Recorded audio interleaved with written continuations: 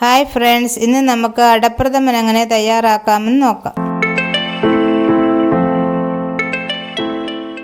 അതിനായി സൂരജിൻ്റെ അരിയടയാണ് ഇവിടെ എടുത്തിട്ടുള്ളത്. ഏകദേശം ഒരു 300 ഗ്രാം അട ഒരു പ്ലേറ്റിലേക്ക് മാറ്റാം. ഒരു ഉരുളി അടുപ്പിൽ വെച്ച് 1.5 ലിറ്റർ വെള്ളം ഒഴിച്ചതിന് ശേഷം തിളപ്പിക്കാനായി വയ്ക്കാം. വെള്ളം തിളച്ചതിന് ശേഷം എടുത്തു വച്ചിരിക്കുന്ന അട അതിലേക്കിട്ട് ഇളക്കിയതിന് ശേഷം ഫ്ലെയിം ഓഫ് ചെയ്ത് മൂടി വെച്ച് അരമണിക്കൂർ മാറ്റി വയ്ക്കാം. പെട്ടെന്ന് വേകുന്നതിന് വേണ്ടിയിട്ടാണ് അരമണിക്കൂർ മാറ്റി വയ്ക്കുന്നത്. അരമണിക്കൂറിന് ശേഷം ഫ്ലെയിം ഓൺ ചെയ്ത് അട ഒന്നും കൂടി നല്ലവണ്ണം വേവിച്ചെടുക്കാം.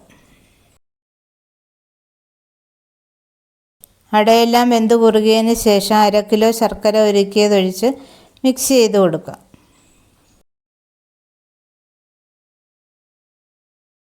അടയൊന്ന് തിളച്ച് വരുമ്പോൾ 1 ടേബിൾ സ്പൂൺ നെയ്യ് കൂടി ചേർത്ത് നന്നായി വരട്ടിയെടുക്കാം.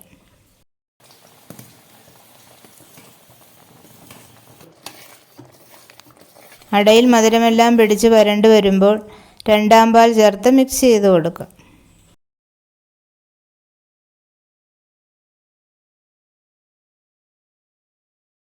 രണ്ടാം പാൽ ഒഴിച്ച് തിളച്ച് കുറുകിയതിന് ശേഷം അതിലേക്ക് 1-ാം പാൽ ഒഴിച്ച് തിളക്കുന്നതിന് മുന്നേ ഫ്ലെയിം ഓഫ് ചെയ്യാം.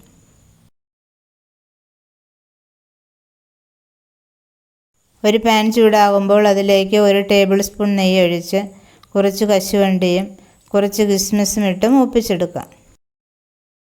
കശുവണ്ടിയും കിസ്മിസും മൂത്ത് വരുമ്പോൾ അതിലേക്ക് 1 ടേബിൾ സ്പൂൺ എള്ള് ചേർത്ത് പൊട്ടി വരുമ്പോൾ ഫ്ലെയിം ഓഫ് ചെയ്ത് പായസത്തിലേക്ക് ചേർത്ത് കൊടുക്കാം.